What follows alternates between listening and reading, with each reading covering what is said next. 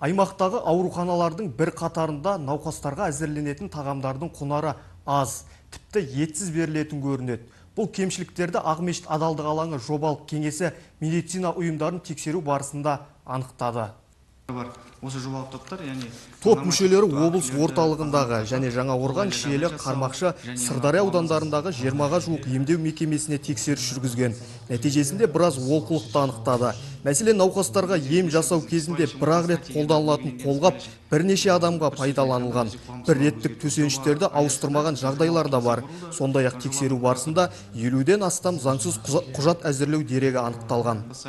Барлық ауруханаларда ол жаңа тамақтану мәселесі кездеседі. Етсіз тамақтың берілуі, еттің орнына тауық етінің берілуі, мысалы, болмаса мүлдем ет өнімдері болмауы деген сияқты мониторинг барысында кездесті. Әр ауруханада тамақтың мөлшері беру әртүрлі, бірақ стандарт ортақ.